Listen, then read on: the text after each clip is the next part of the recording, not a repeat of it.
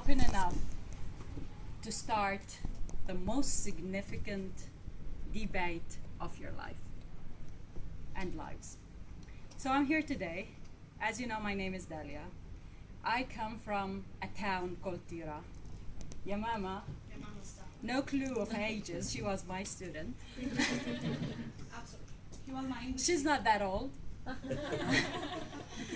And I was her English teacher. That was the first step I made into the world of being a professional, being a teacher, English teacher, at my town that has only a few number of women who are English teachers. And I thought at that time that I wanted to change the world. I still do. But at that time, I thought I wanted to change the world, but have so little tools and criteria of how to test that I'm successful at changing the world or not. I didn't know how to change the world. I didn't know in what aspect to change the world. I didn't know whether I will be successful changing the world through young people your age. I was a high school teacher at that time. This is why I had to quit school very soon, because thinking that through English language and literature the world can be changed was a belief I had, but then I didn't have enough techniques and methods and practical tools to practice that belief and turn it into a new reality. I progressed after that into being a lecturer for American literature at an Islamic college. I left the school around 1998. At that time, the Ministry of Education in Israel decided it wanna allocate some teacher training college to the Arab sector. And the Arab sector, I'm gonna explain more about it, but for now it's the Arab sector. The Arab sector is formed of the center of the country, which is the place called the Triangle. Tira, our town, is at the center of the Triangle. The north, which is mixed Arab Jewish Druze, like Nazareth, Haifa, all of the Galilee, and the south, which is the Bedouins in the Negev. Okay, so we're at the center of the country, and the Ministry of Education decided it will allow a group of people called the Sufis, who have a specific way of teaching Islam and Arabic and education, to start a college, and the college was approved, and I was the first woman to come teaching in that college, and I was teaching American literature. Again, for the second time in my life, I thought, what? I want to do what? Through what? Yes. And I proved to be right or wrong, do you think? Right, wrong, wrong, right, wrong, and right. Why is that? Because leaving Tira with 40 students, boys and girls, ages 15, 16, 17, and going into a college, into a classroom full of 20 young women, ages 18, 19, and 20, 21, all religious, all belong to the Sufi movement, all traditionally very much dressed up, all believing that when they leave home they have to leave with a male escort, muhram, and me coming with my American literature, trying to teach the horse dealer's daughter, Alice Walker, Toni Morrison, etc., etc. Half of the group thought this is totally irrelevant. Another half thought this is very appealing, but this is not really for us. And the third half, you know, in the Arab sector, there is a third half. And the third group in that class thought that you are absolutely ruining our good Muslim Arab morals, and this is why we should complain and kick you out of this school. And because of these three divisions within one class, I have been, of course, promoted into being head of the English department. And being head of the English department, I have to tell you that my experience was the head of the team, the only woman in the team, the youngest, with a team full of men, all doctors, older than me, and all lecturers at the department. And my first experience with that kind of a structure is that the first time I invite these men, doctors, in literature language into a staff meeting, and I sit there for an hour and a half waiting for them to show up, and I only know the day after that they decided it's not comfortable, or it's not decent, or it's not whatever for them professional to be in one room with a woman, and she should not be the head of the department.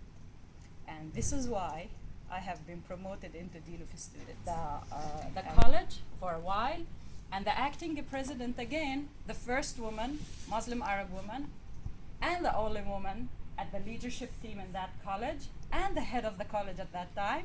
So I heard what every woman in a position hears, is that you have 3 kids, probably too late for you to leave and go home at 5. Your husband might be complaining. A good Arab husband always complains. Okay? And leave the hard work of management, of leadership, of decision making to Muhammad, to Jamal, to Abdullah, all these nice men on the board. Okay?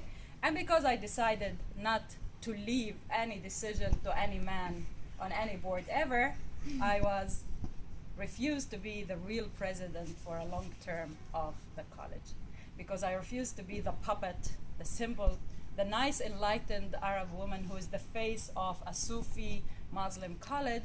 And for 2 years I struggled to be part of a college that denies me to be the number 1 person.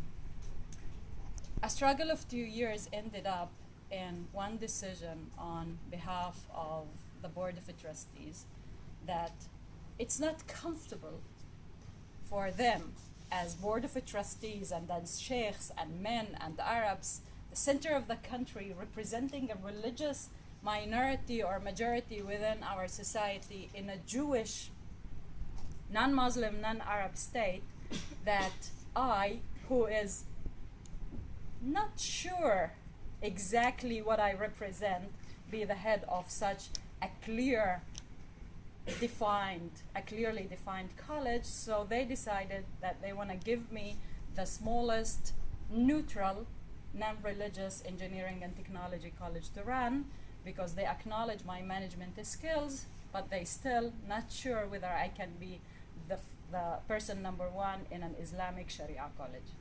This is why for the last 2 years I have been head of the technology and engineering. Do I know anything about engineering and technology? No, but I know how to be bossy.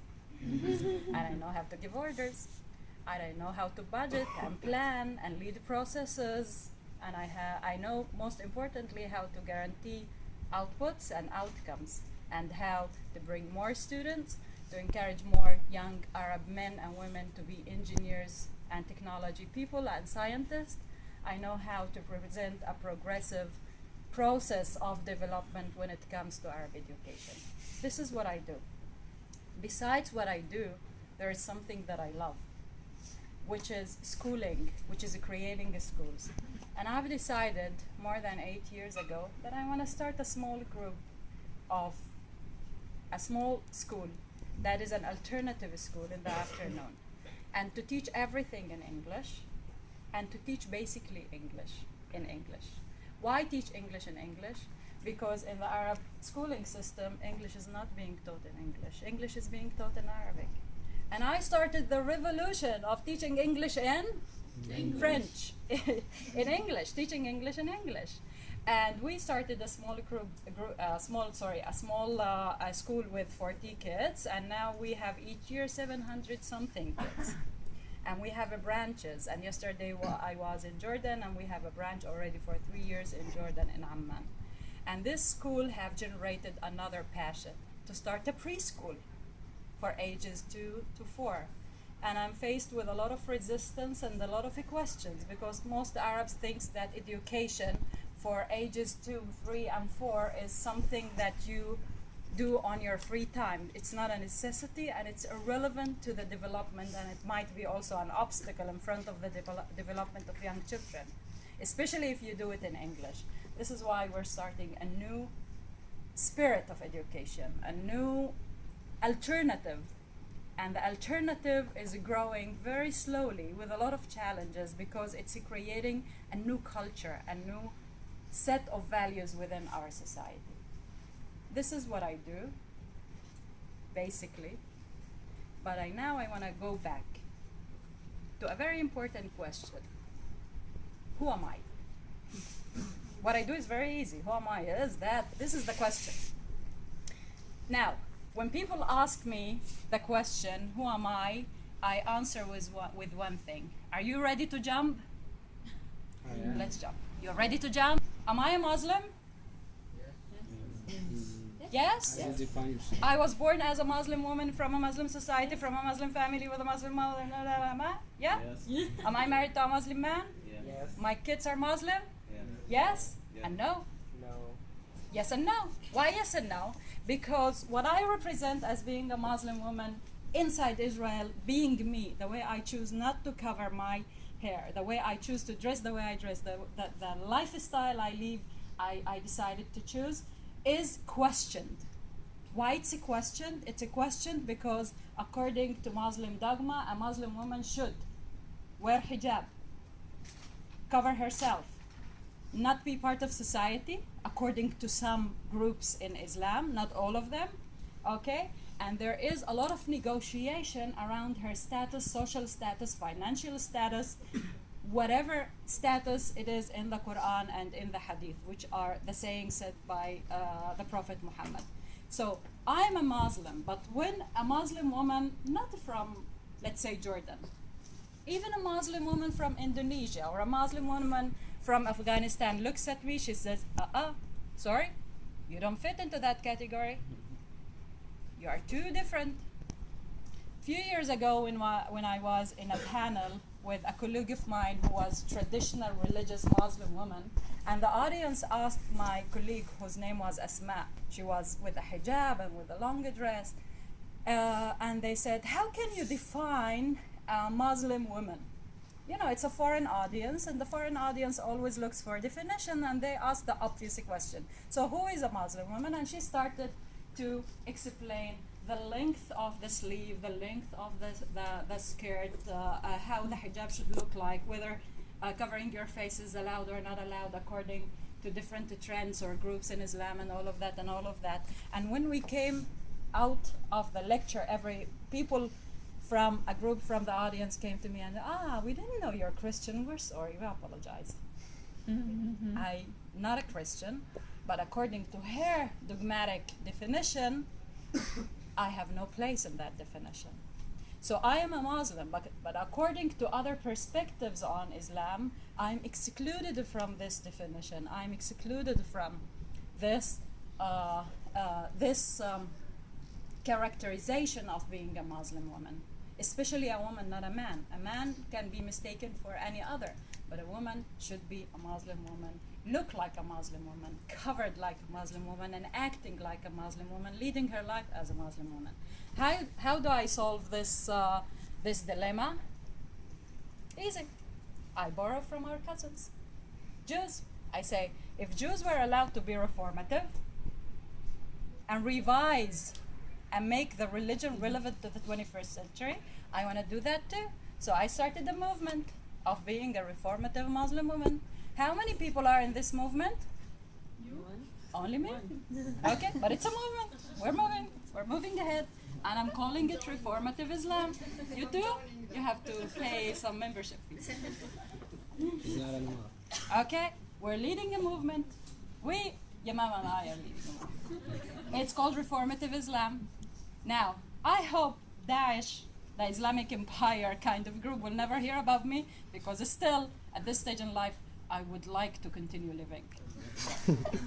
Now, when it comes to being an Arab inside Israel, again, when you think of the ethnicity of being an Arab, it's about your language, it's about your heritage, it's about your culture.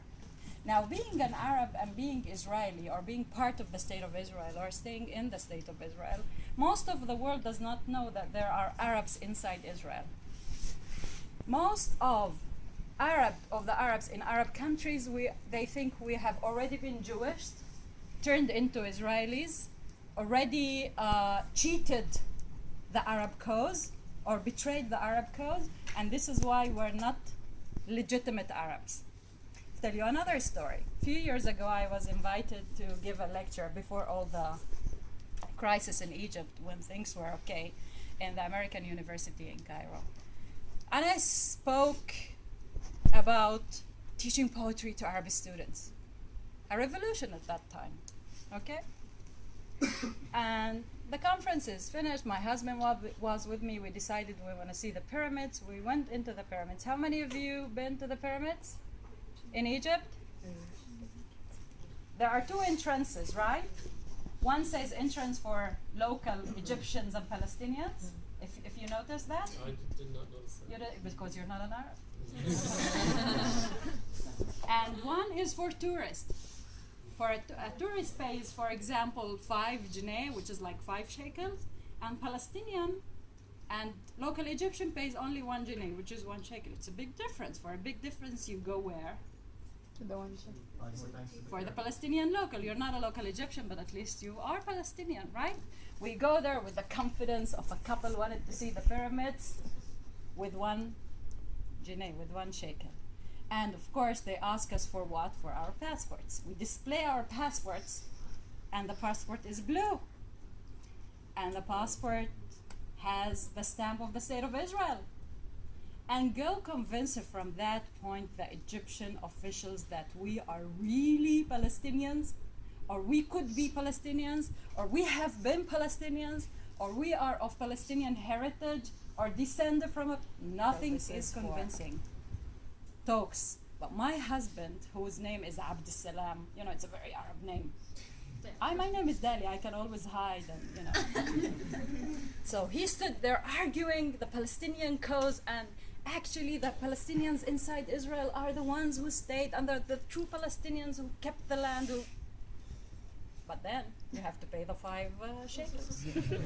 And we went into the pyramids. So you can say you're an Arab, and you can say you're a Palestinian, and you can say you're a proud Arab and Palestinian, your passport, your blue ID.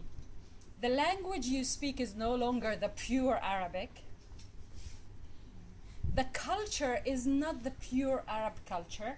It's already, you live side by side by the Jewish people. So you're, want it or don't want it, you're really influenced. Your culture is not pure in the sense of only Arab culture. It's influenced. It comes and goes between a tradition and modernity, between being Israeli and being Arab Palestinian. The politics you live by, it's not purely Palestinian politics, because Palestinians from Palestine would tell you, you think you're a Palestinian? Come and live in Gaza. Come and live in Jenin. Come and live in Mukhayyam Balata. Okay? In all the places that you have to face so many difficulties. Your house might be destroyed, or your kids might not have a good school, or you're suffering the thing. Palestinians in Palestine do not have an identity crisis, but they have a situation that is Palestinian, and the situation is being defined by the relationship with the State of Israel, and with an example of it is what happened during the summer. So being a Palestinian in Palestine is so different from being a Palestinian inside Israel. And when you ask Palestinians inside Israel whether if there is an independent state of Palestine, they would choose to go and become Palestinians, they would say no. So if you choose not to go to Palestine, and you choose not to live a whole, complete, pure Palestinian life, how can you call yourself Palestinian? And you say something like, Palestinian of the diaspora. Are we Palestinians of the diaspora? Are we Palestinians living in Berlin or in New York? Can we say that? Not really. We live within a country that is defined as an enemy of our people. We want it or don't want it. We can live peacefully with it. We can pretend that it's okay. But when something happens, like the war that happened during the summer, and you're asked to take a side, whom are you loyal to? To whom do you belong? You find yourself torn in between your, let's say, heritage, your willingness to be affiliated, your desire to act on your Palestinian identity, with your willingness to be part of a state where you do live, where your kids are being educated, where you want them to also raise their families. So being torn in between two identities is the identity that we have as an Arab Palestinian minority inside Israel. I don't believe we do. A lot of people would say Palestinian identity within Israel is a kind of a clash in between two worlds.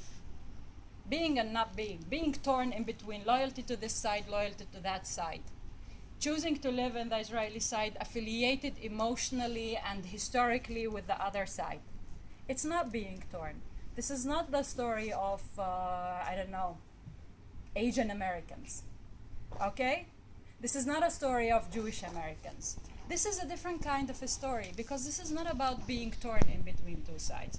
This is about living in a space. Imagine this is a space, living in a space. And this space have variables. An Arab is a variable.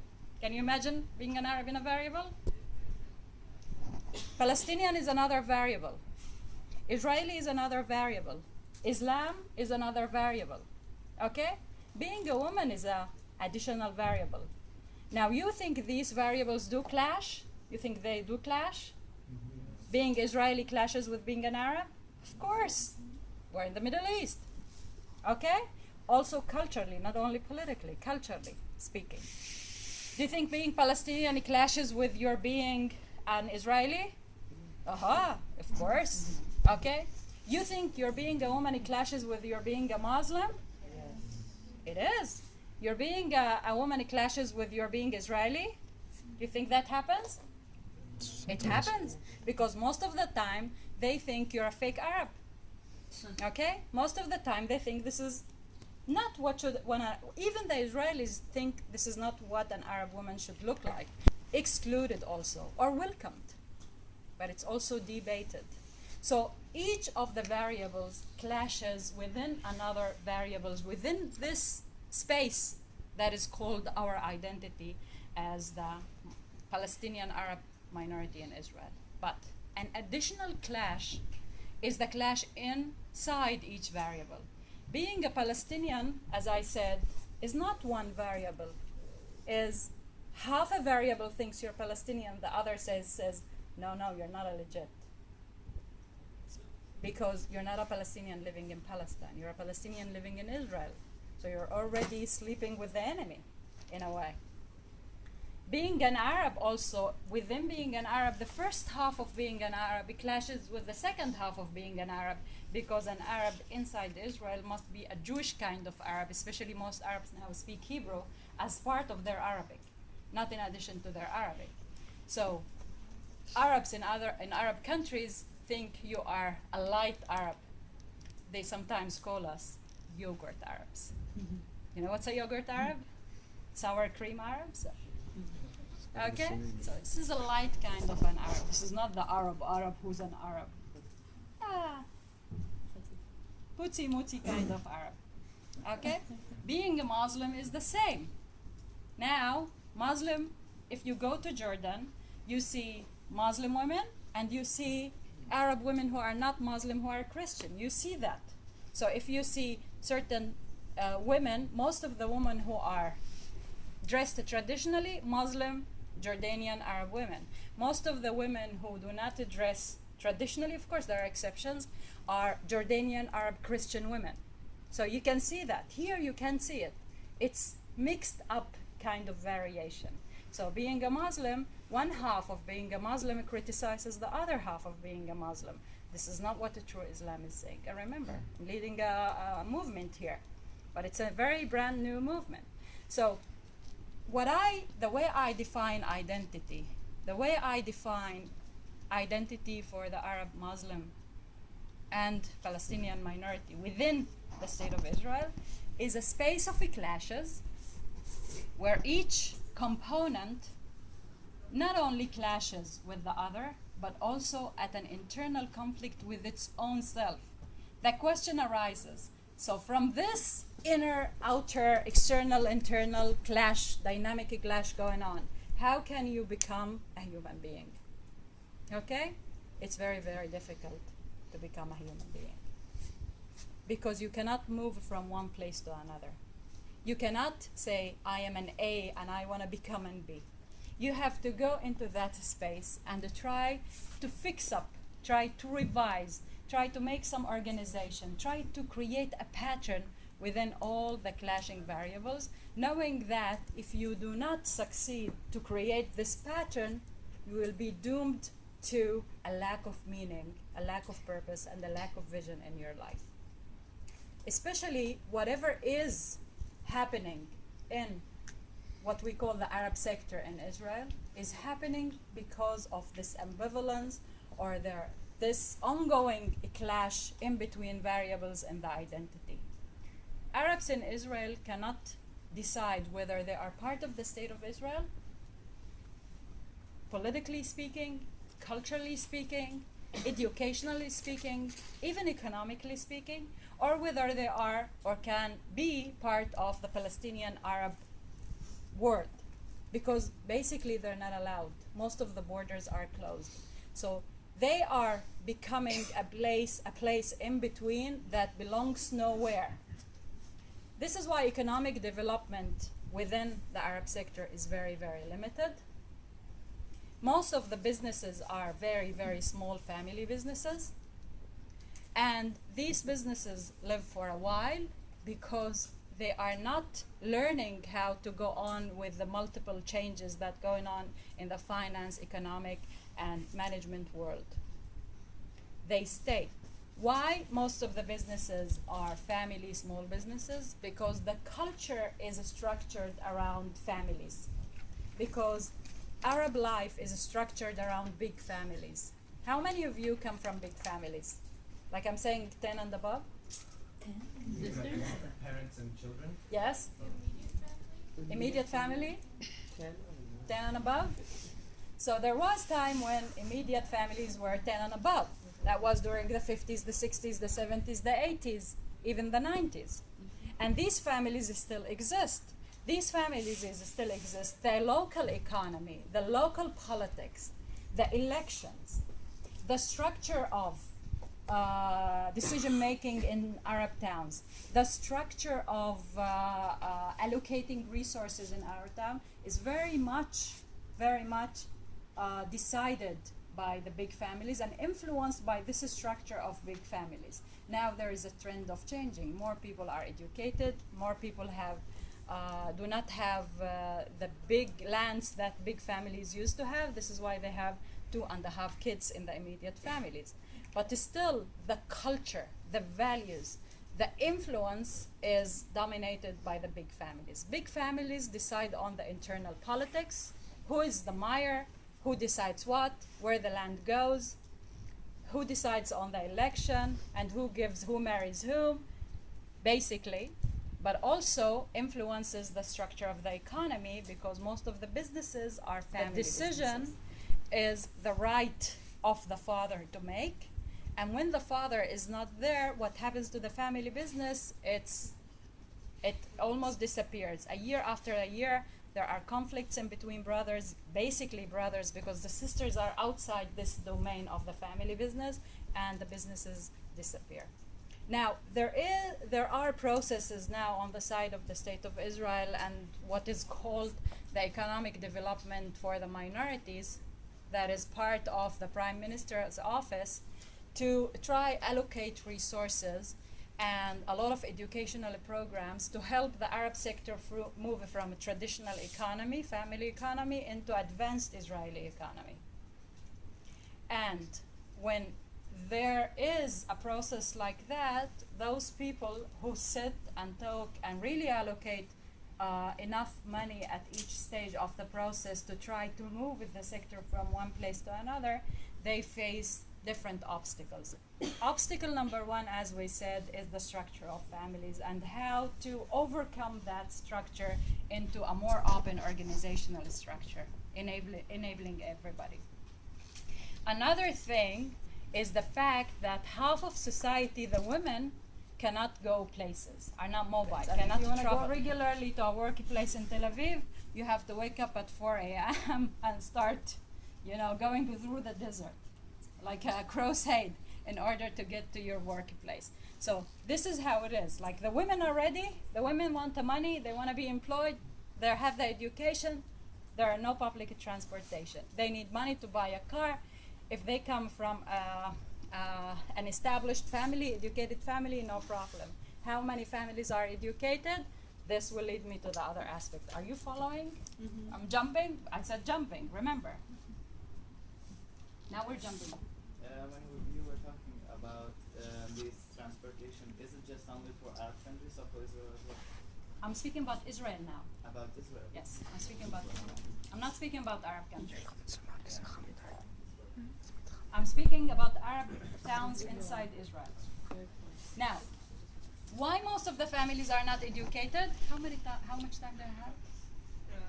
15 minutes? 10 minutes? If you want 15, it's okay. I can go on and on and on. You have to stop me. How many families are educated? Little. Why is that? Let's jump. We said jump. We jumped from identity into, what was the second? I'll see if you were listening. Arab How? sector. Arab sector, The economic development, then Transportation. transportation. Before that we said about Women not being women, traditional roles, families. Possibility of women to support themselves. Very good. And yes. And now we're jumping into education. And because education can either be the source of all evil or the source of all blessing, I want to tell you one piece of data. The number of Arab students who end up in university after graduating from high school is hardly 10% of all Arab kids who finish high school in Israel. This means 90% of Arab kids who finish high school do not go to university. For a long time, this has been the number of kids going to university. The ones who survive the first degree in Israel and go into and finish with a bachelor degree is only 8% of the 10% who really met criteria of acceptance to university and managed to get into an Israeli university.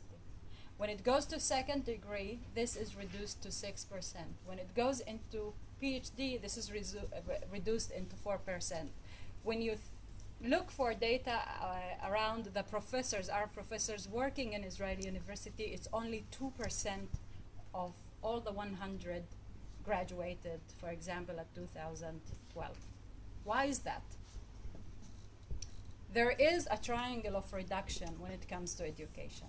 First of all, Arab system of education is part of the Israeli system of education. There is a branch called the Arab system of education, which have teachers, Arab headmasters, Arab supervisors, Arab officials, and they're all part of the Israeli system. Okay? This lives side by side the Jewish system of education that has the religious part of it and the secular part, different parts of it. But basically speaking, there is the Jewish section and the Arab section. When it comes to budgeting, there is a big difference between budgeting a kid in the Arab system and a kid in the Jewish system. An Arab kid gets only 1/3 of a budget that is allocated to a Jewish kid. This is one thing. The supervision that is there on the quality of education is loose within the Arab system and not guaranteeing the outcomes. Another thing is the policy of appointing teachers and headmasters is basically influenced by two things: the big families and the state of Israel. You have to be loyal to a big family, and this big family have to be loyal to the state of Israel. in order to get the job of being a principal of a school in the Arab system. What happens to the books? Most of the books are irrelevant to the development of Arab kids inside Israel. Most of them, if we speak about Arabic for Arabs is Arabic for Arabs in Egypt and not Arabic for Arabs in Israel. Okay? Now, another thing, the culture of teaching and learning, the techniques used, the methodology used is very traditional. It's a repetition of information and not a meaningful learning. My son is at the 4th grade, and for his exam, your daughters too, for his science exam, we have to memorize the experiment. Am I right about that? Memorize what? The experiment, not the definition, the experiment. The school has no lab. The kids think they have to show the teacher that they can memorize all the words of the process of doing the experiment, but they have no chance of doing the experiment itself in any lab or at home or any other place. So the culture of teaching and learning is very traditional. Most of the kids, Yamama, finish elementary school, their moms are convinced that they are geniuses, right? موهوبين. How many of them go to university? Tiny part. How many of them go to high-tech business? Only doctors. Only doctors. This is the process that's going on because education is not leading the process of change. Because education is not really bringing new values into society. The structure no longer is around big families because there are no big families now, but the values are around the values of big families. The businesses are around the values of big families. The resources allocated are a big debate in between whose responsibility is it. Okay? Politically, economically, culturally, educationally, the Arab minority in Israel is located in this place not knowing who is responsible for what and who should take whom at the step ahead. On the one hand, the state of Israel may be culturally sensitive to the fact it does not really want to influence internal social changes from within the society, but while it is sensitive or while it is not interested, the Arab society itself is not really changing anything from within. What's going on is a very paradoxical kind of process where you see individuals progressing, doing things, but on the level, the real level of society, on the surface level you see individuals, but internally what's going on is the same culture going on. So you have the individuals who are working in an international school, creating schools like myself, being in positions, being in the government. These are individuals. However, these individuals are not being successful in really changing the society. Yes? What do you think could change in society? What could be the factors that could change it besides individuals? I believe education can change. And because I was a teacher and I was an inspector and I was a trainer and I am in a college and in so many committees around the issue, I know education has the power of change. This is why I decided I want to follow my vision to the end and start my own school with all the challenges that are there. The lack of resources, the resistance from the community, the lack of help. Being alone in this trend, I believe education can change when it's the right kind of education with the right kind of values. And when I say the right kind of values, I say values that empower, values that open your mind, values that encourage you to think. Education in the Arab sector does not encourage you to think. It encourages you to be more of the same, to repeat, to be loyal, to obey, but not to think and be different. This is the right kind of education. Now, what I believe is not going on is the right leadership that is leading this. This is why what's happening is that individuals are creating islands of change, but they're not actually leading a process. And that's the paradox that is going on in the Arab society. Yes? Because you talk about education change, but you also talk about women's empowerment. So do you think the education should have like a different perspective specifically in order to empower women in our world? So, what do you think? Like, There must be a focus on the women. The women should be shown more and more role models, examples that this is necessary, that this is needed. Because most of the role models are really preserving the situation that is out there.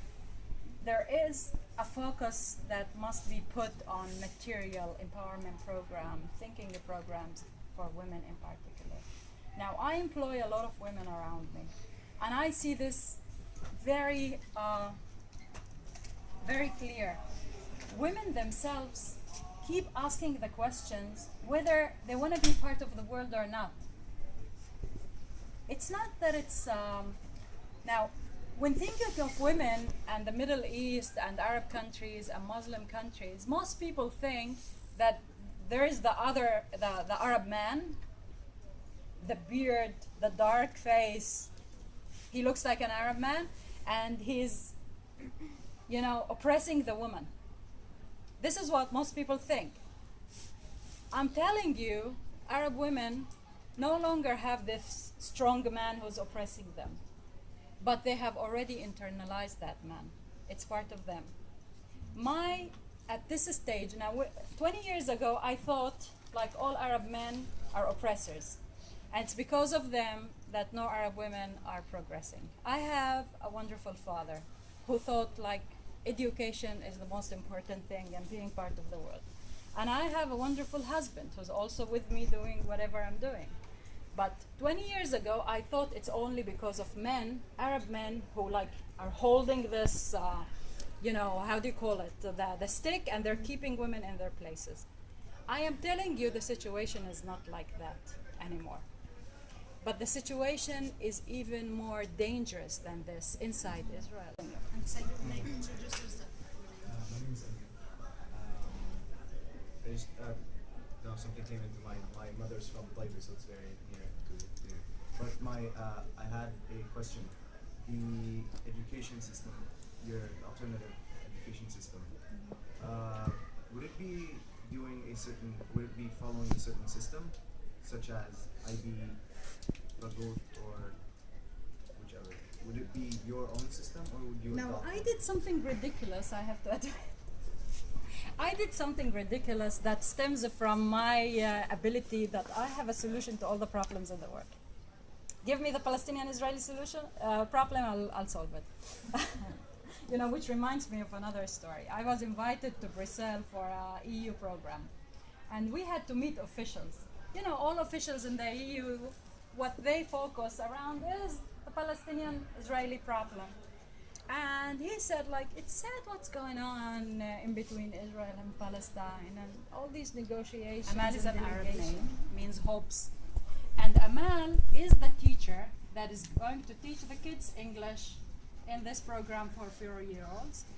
The first page starts with Amal sitting in her room with a picture of her own and a clock on the wall. And it's a statement of a room of her own for Virginia Woolf. See? And a woman's right to have a room, to have a space, to have a voice. Now, Amal is changing values amongst the kids. How does she do that? Instead of teaching them, for example, kids 4 need to count from 1 to 10 in English, instead of repeating for them 1, 2, 3, 4 to 10, she teaches them how to read the clock and to talk about their day organization, what she does, what they do in each hour of the day. This is how Amal is teaching English, how to count, and also teaching them how to speak about their day, but most importantly, teaching them the value of time and organization. And God knows how important this is when you want to think education, management, business, economy, technology, time, and organization. and management is very, very important. So Amal is being this tiny 4-year-old manager, teacher with the confidence, and we have a puppet. She taught your daughters. And she is the new role model. I'm not presenting myself as a role model. I'm presenting smaller versions of women who know what they want, like Amal who's 4 years, and they're being the teacher. Like, of course, after that, there is another book about a girl called Luna, and in the first page she is sitting on the globe and holding an umbrella, and she travels from one country to another, meeting other kids. My husband said, okay, enough with girls, we need boys. So we had a boy after that, meeting her somewhere. That's not important. But he's there. Okay, so the books are designed in a propagandic way around values, the right values. I have been taught in university that there is nothing right and wrong, and you should be like deconstructive it, or I don't know, postmodern or whatever. You probably know that. The right is out there for interpretation, the beauty is in the eyes of the beholder. All of these things are correct. However, when you want to lead change, you want to be very specific and very clear about what you want to change and how you want to change it and what are you bringing instead of it. I want you to examine for a moment what happened in Egypt a few years ago. Young people wanted to change, right? They knew exactly what they wanted the change to look like. They wanted a more open, modern life, right? Did they know how to do it? Did they receive the reality at the end of the process that they really aspired to? No. Why? Because no, they did not sit there and define the reality the day after. They did not have the right methodology to lead it, to lead the change. What happened? They had a vision, they started a revolution, they stuck in the middle of the revolution. What they received is the total opposite, even worse of what they fought against, right? When you lead a change, you can be a postmodernist, you can be a deconstructivist. You have to be very old school kind of person, in the good sense. You know exactly who you are, what tools you need, what values you have, what values you want to change, and how the next day should look like. In the case of education, it's embodied in the books. Now, when I have in one page, Amal's father is making the sandwiches in the kitchen for Amal, you can imagine what the Arab fathers coming to classroom saying about this. Haha, Dalia, now you're starting And I say, wait, it's not about you, it's about your kid. You stay, you do whatever you want to do. But I want these little kids, boys, to be partners, active partners in raising their family, okay? This is how you reduce the threat. But you know what's the value you're changing, and you know exactly how the next day should look like. A man in the kitchen, okay?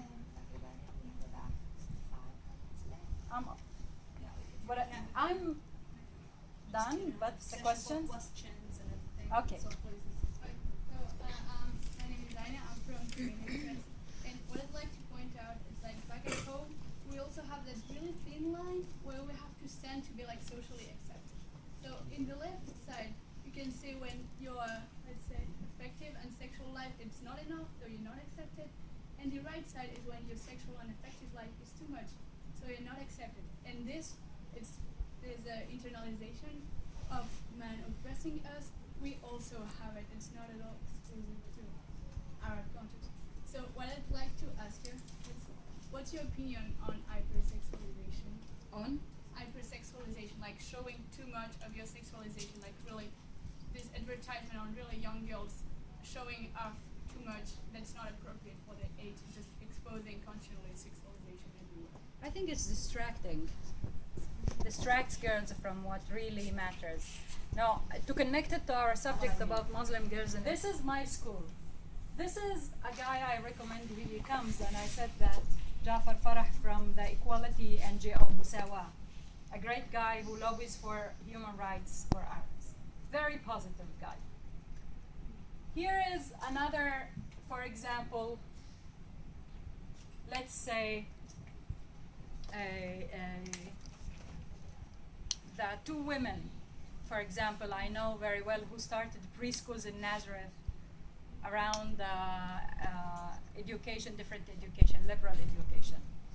You have these engines, but in order for society, the whole society to move, what needs to happen?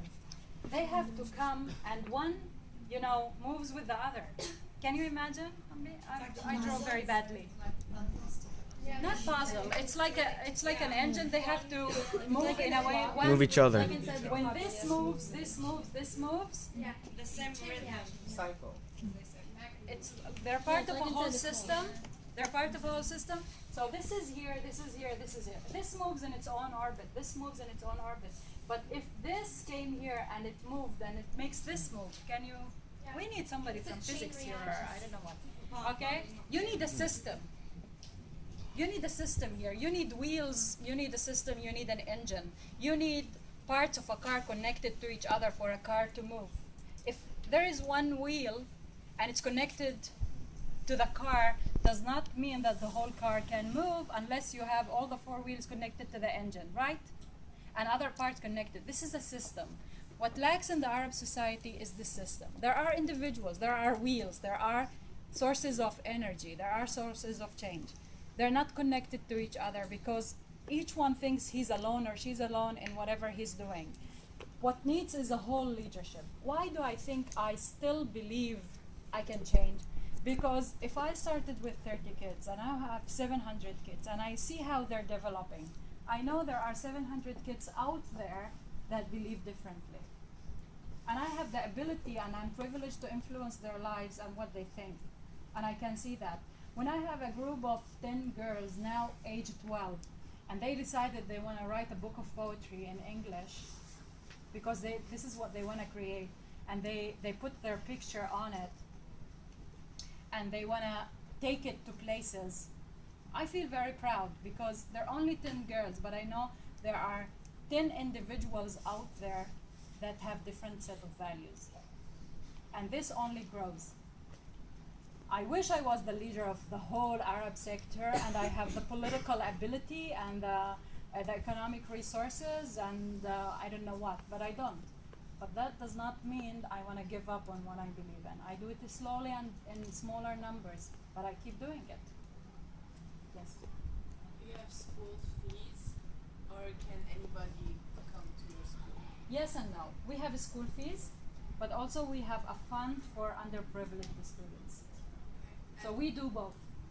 And what are the requirements of somebody coming to your school? To teach or to learn? To be a student.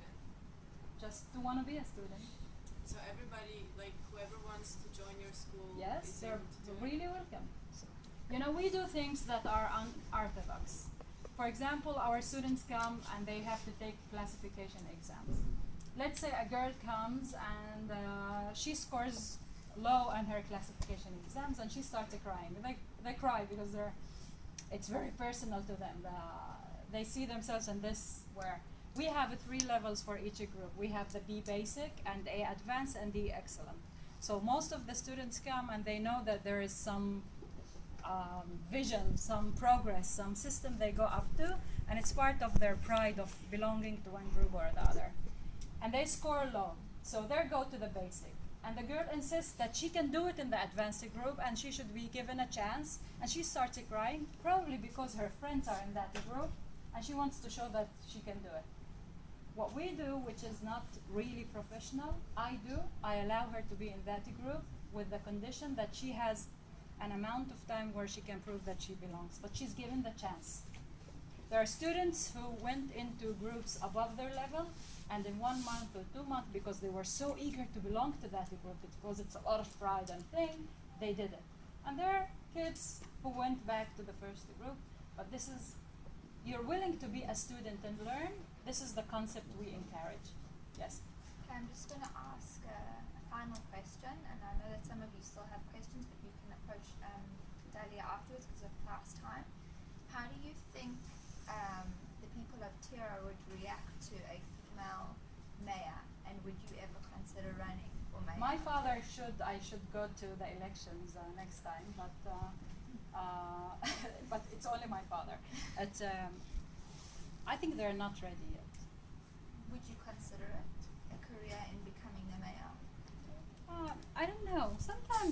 my father speaks about it, I sometimes fantasize. My daughter certainly thinks she'll be the first, because but I'm education. This is who am I. I'm not politics. Politics of education, but not really politics, and it's. And it's very risky to be a mayor in such a context. It's losing your life sometimes, and I actually don't want to lose anything. I just want to build. I want to create. It's a very risky position when in a traditional society. And I don't have a big family behind me. So I don't think anybody would. I don't have enough votes. But it's okay. We wanted to thank you for coming here, and each and every single one of us appreciates your talking, and we would be honored to keep you in our memories and to have you again. And I am very sure every single person will walk out of here with innovative ideas to have your values That's the instilled case. in us. We really thank you for coming here.